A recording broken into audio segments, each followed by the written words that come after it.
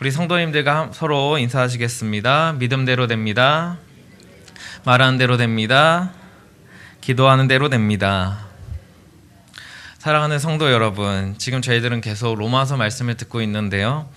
로마서 말씀을 듣다 보면 어떠한 생각이 드십니까? 특히 모든 사람은 죄인이다, 이런 선포를 듣게 되셨을 때 어떠한 마음이 드셨습니까? 교회에 온 지 얼마 안 된 분들에게는 모든 사람이 죄인이라는 사실이 잘 받아들여지지가 않을 것입니다. 또 세상 사람들에게도 모든 사람이 죄인이야 이렇게 이야기를 하면 이상하게 생각할 것입니다. 왜냐하면 여기서 모든 사람이라고 하는 이 범주는 이 세상에 막 태어난 아기도 포함되기 때문입니다. 그러니까 쉽게 말씀드리면 죄를 지어야 죄인이지 죄를 짓지도 않은 이 아기마저도 왜 죄인인가, 이러한 질문을 우리는 가질 때가 있습니다. 불신자뿐만 아니라 우리 그리스도인들도 한 번쯤은 생각해 보게 됩니다. 그럼에도 성경은 단호하게 모든 사람은 죄인이라고 말하고 있습니다. 하나님께서 율법과 또 마음의 법을 주셨지만 모든 사람은 그것을 어겼고 하나님 말씀에 불순종했다는 것입니다. 그럼 왜 우리는 죄인일까요? 갓 태어난 아기부터 나이가 많으신 어르신까지 우리는 왜 죄인이 될까요? 우리 성도님들께서는 어떻게 답하시겠습니까? 제가 답을 하자면 우리에게는 원죄가 있기 때문입니다. 우리의 신앙고백으로 삼고 있는 웨스트민스터 신앙고백서를 바탕으로 만든 소요리 문답에서 원죄를 다음과 같이 설명을 하고 있는데요. 이제 18문의 답의 일부가 다음과 같습니다. 제가 읽어드리겠습니다. 사람이 타락한 상태에서 죄의 요소는 아담이 처음 죄를 범할 때의 죄책과 원래의 의가 없는 것과 전체 본성의 부패 등입니다. 이것을 보통 원죄라고 부릅니다. 다시 말씀드리면 원죄라는 것은 아담의 범죄를 통해서 의로움이란 것이 상실되었고 우리의 본성이 부패되었다는 것입니다. 그래서 하나님께서는 우리를 선하고 아름답게 지으셨지만 아담의 범죄로 모든 사람은 원죄를 가지고 태어나게 되고 결국 죄인으로 살아가게 된다는 것입니다. 본문은 아담으로부터 시작된 인류의 타락이 어떻게 회복될 수 있는지를 가르치고 있습니다. 4장에서는 아브라함을 통해서 믿음으로 의롭다 하심이 무엇인지를 가르쳤고 이제 5장 1절부터 11절까지는 의롭다 하심의 결과가 무엇인지를 저희들에게 알려주었습니다.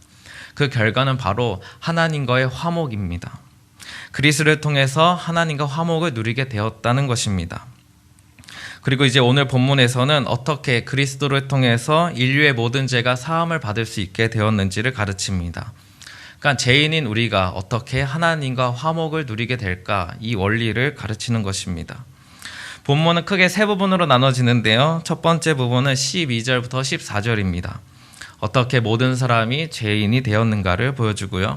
두 번째 부분은 15절부터 17절입니다. 죄인인 우리가 어떻게 구원을 받게 되는지를 보여줍니다. 그리고 마지막 부분은 18절부터 21절인데요. 이 부분에서는 종합적인 결론을 내리고 있습니다.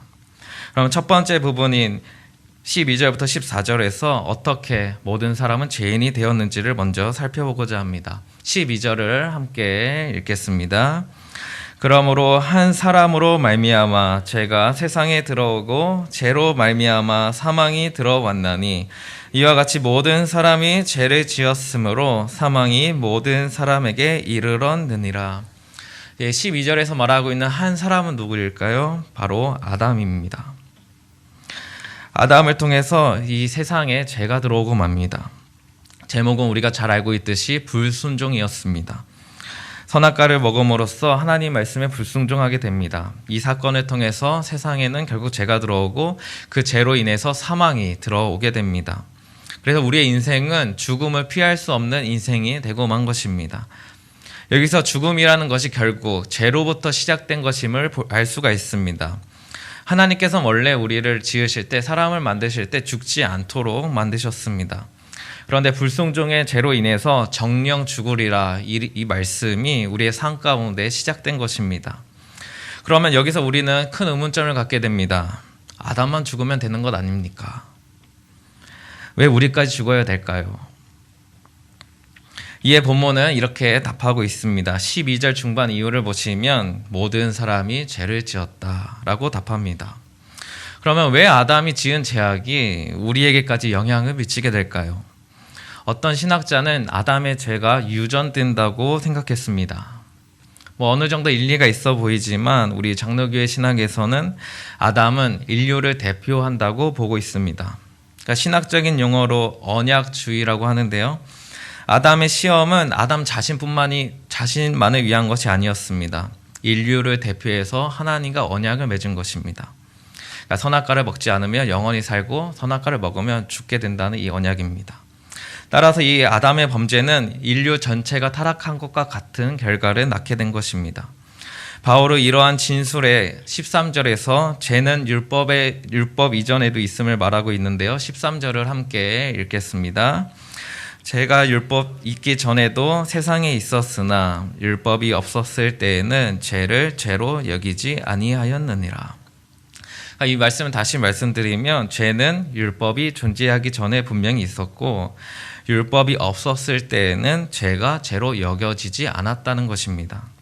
이 13절을 잘못 이해하시면 율법이 없었을 때에는 죄가 죄로 인정되지 않았다라고 이해할 수 있습니다. 그러니까 죄를 지어도 죄가 아니었다 이렇게 잘못 이해하실 수가 있는데요. 쉽게 말씀드리면 율법이 없었을 때에도 죄라는 것은 분명히 존재했는데 그때는 죄로 드러나지 않았을 뿐이라는 것입니다. 그러니까 율법이 있어야 죄가 죄로 지적이 되는데 율법이 없었을 때에는 죄가 뚜렷하게 지적되지 않았다는 것입니다. 그래서 14절에서 그 죄로 지적받지 않았던 시대라 할지라도 죄의 영향력 아래에 있음을 바라고 있습니다. 14절을 함께 읽겠습니다. 그러나 아담으로부터 모세까지 아담의 범죄와 같은 죄를 짓지 아니한 자들까지도 사망이 왕 노릇하였나니 아담은 오실자의 모형이라. 여기서 아담으로부터 모세까지라는 표현은 율법이 없었던 시기를 말하고 있습니다. 그러니까 이때에는 아담처럼 죄를 짓지 않아도 죄인이라는 것입니다. 이 말씀도 조금 이해하시기 어려울 수 있는데요.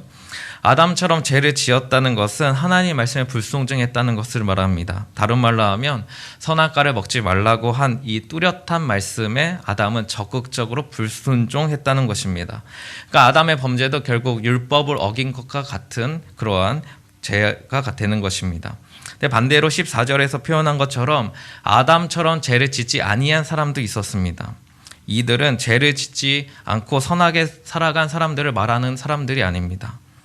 그러니까 아담처럼 또는 모세 이후에 율법을 거역해서 뚜렷한 죄가 드러난 사람이 아닌 사람을 말하는 것입니다. 그러니까 죄가 선명하게 나지 않았지만 그럼에도 죄를 지은 죄인이라는 것입니다. 왜냐하면 그들에게도 사망이 왕 노릇하였기 때문입니다. 그러니까 죄의 결과인 죽음이 그들에게도 영향을 끼쳤기 때문입니다. 그러니까 결국 이 말씀을 통해서 바울이 하고자 하는 것은 아담이 지은 죄악은 아담 혼자서 벌받고 끝날 문제가 아니고 인류를 대표해서 범죄했기 때문에 모든 사람이 죄를 지은 것과 같다는 것입니다. 아담처럼 선악과를 따먹지 않은 사람이라 할지라도 율법이 없었던 시대여서 율법을 거역하지 않은 사람이라 할지라도 모두가 죄를 지었고 죄 아래 놓여 있고 죄의 결과인 죽음을 맞이하게 된다는 것입니다. 그럼 우리에게 남겨져 있는 것은 무엇입니까? 절망뿐입니다. 모든 사람이 죽음 아래 놓여 있는데 소망이 어디에 있겠습니까? 그때 저의 눈을 사로잡는 표현이 등장합니다. 15절을 보시면 그러나 이렇게 시작합니다. 14절 마지막에는 사망이 왕노릇했다.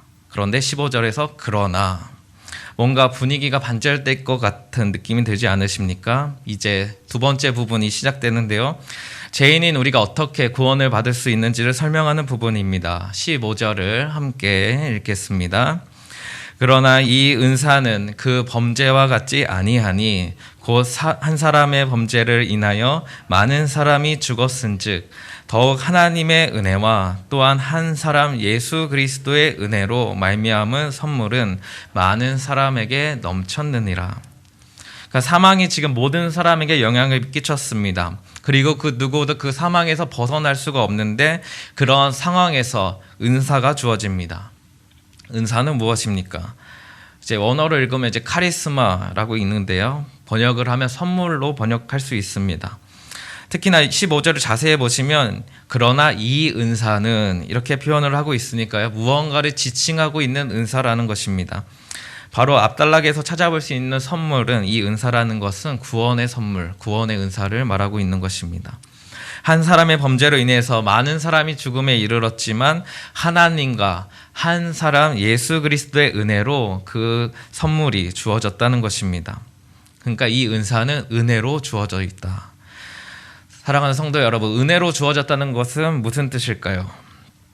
은혜로 주어졌다는 것은 값없이 주어졌다는 것입니다.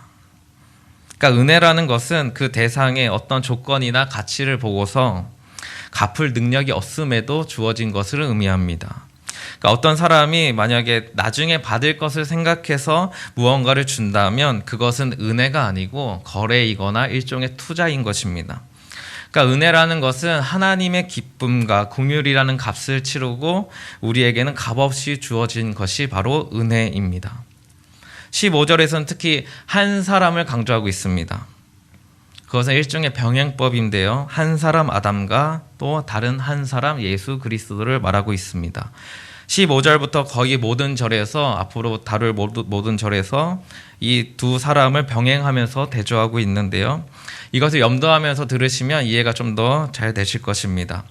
15절에서의 중점은 구원의 선물이 바로 은혜다라는 것인데요. 16절에서는 이 은사가, 이 구원의 선물이 무엇인지를 분명히 밝혀줍니다. 16절을 함께 읽겠습니다. 또 이 선물은 범죄한 한 사람으로 말미암은 것과 같지 아니하니 심판은 한 사람으로 말미암아 정죄에 이르렀으나 은사는 많은 범죄로 말미암아 의롭다 하심의 이름이니라.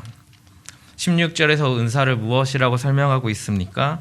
죄인들로 하여금 의롭다 하심에 이르게 했다는 것입니다. 그러니까 한 사람 아담으로 인해서 정죄에 이르렀지만 한 사람 예수 그리스도를 통해서 주어진 이 은사는 죄인인 우리를 의인으로 인정해 준다는 것입니다. 그리고 이제 17절에서는 이 은사를 받은 자들이 얻는 복이 무엇인지를 말하고 있는데요. 17절을 함께 읽겠습니다. 한 사람의 범죄로 말미암아 사망이 그 한 사람을 통하여 왕노릇하였은즉 더욱 은혜와 의의 선물을 넘치게 받는 자들은 한 분 예수 그리스도를 통하여 생명 안에서 왕노릇하리로다. 한 사람의 범죄로 인해서 우리에게 사망이 왕노릇하고 있었지만 한 사람 예수 그리스도를 통해서 이제 무엇이 왕노릇하게 됩니까? 생명이 우리에게 왕노릇하게 됩니다. 다른 말로 하면 구원입니다. 죽음에서 건지셔서 생명으로 옮기신 것입니다. 누굴 통해서 가능합니까? 바로 예수 그리스도를 통해서 가능합니다. 그 누구도 해결할 수 없는 이 죽음의 문제를 누가 해결하신 것입니까? 한 사람 예수 그리스도이신 것입니다. 이제 마지막 부분인 결론 부분입니다. 18절에서 21절은 지금까지 서술해온 신학적인 진술을 이제 종합하고 정리하고 있습니다. 18절과 19절을 함께 읽겠습니다. 그런즉 한 범죄로 많은 사람이 정죄에 이른 것 같이 한 의로운 행위로 말미암아 많은 사람이 의롭다 하심을 받아 생명에 이르렀느니라. 한 사람이 순종하지 아니함으로 많은 사람이 죄인 된 것 같이 한 사람이 순종하심으로 많은 사람이 의인이 되리라.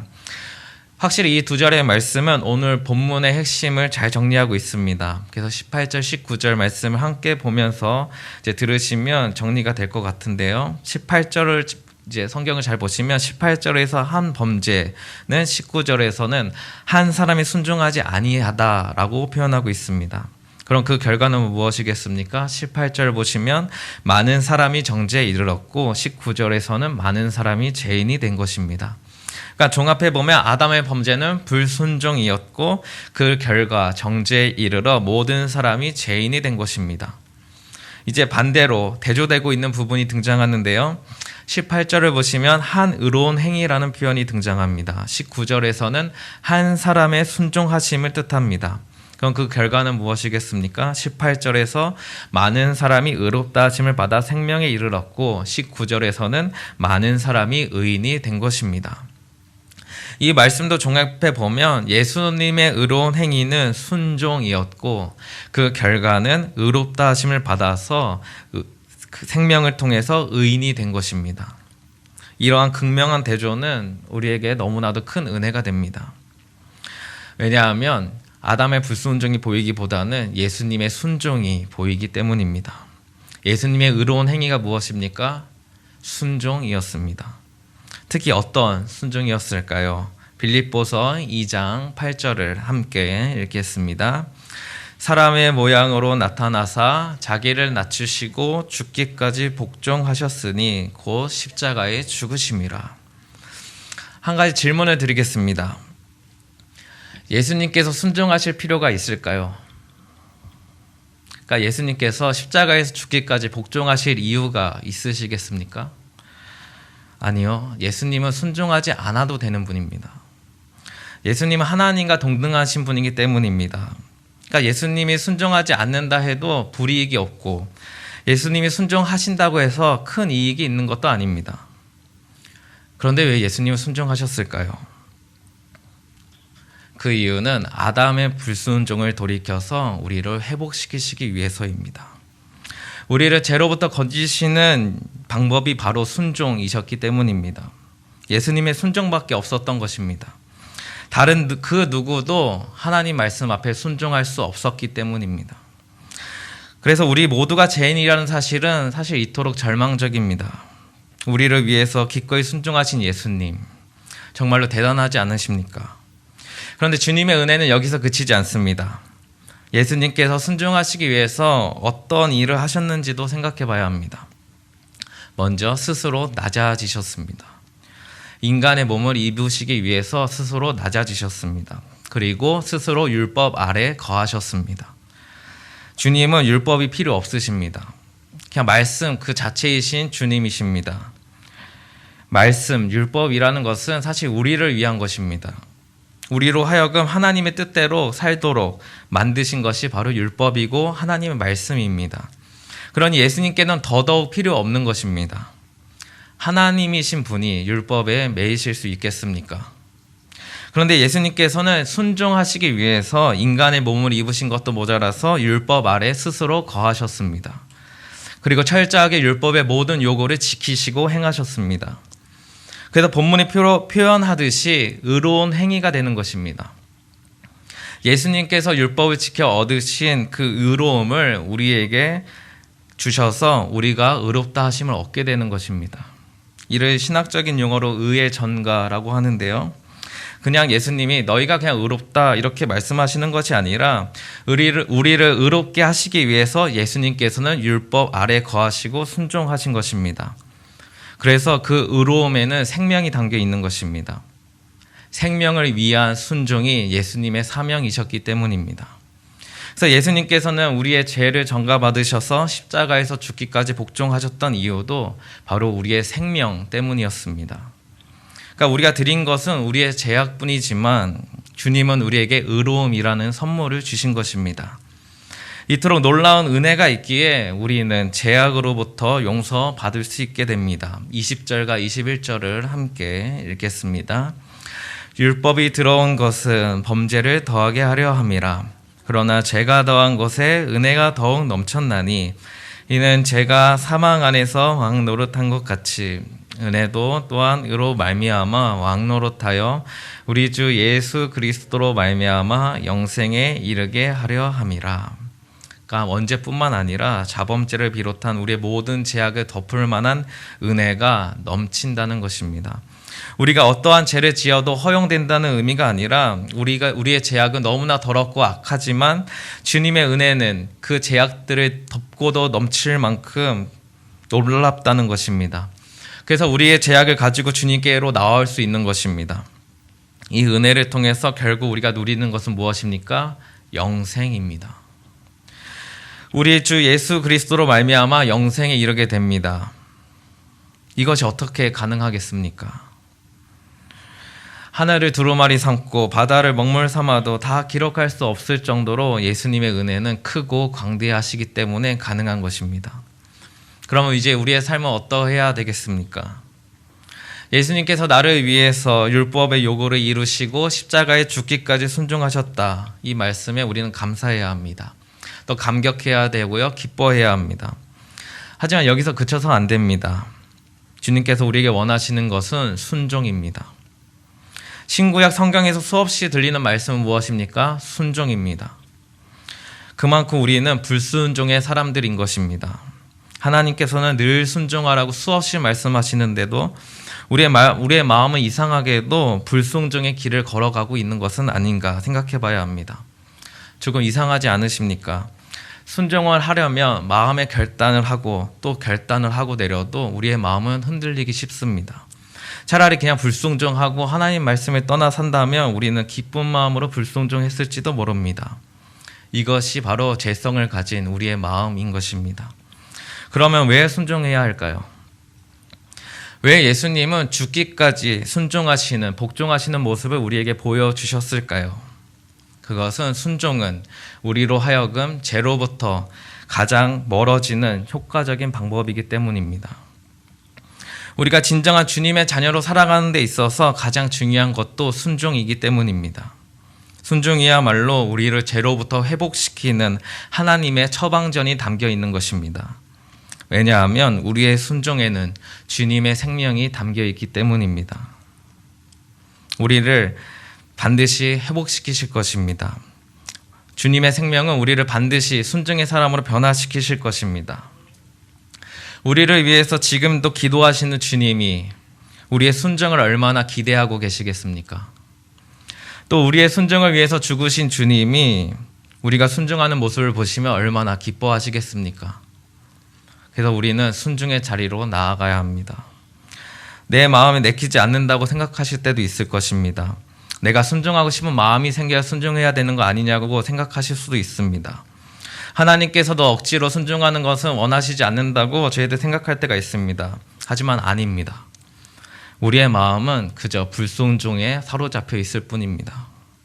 주님을 진심으로 믿는 자라면, 주님을 나의 구주로 영접한 분이라면 주님이 주시는 그 의로움을 통해서 우리는 순종의 길로 나아갈 수 있게 되는 것입니다. 억지로 순종하는 것이 아니라 그 은혜로 순종하는 것입니다.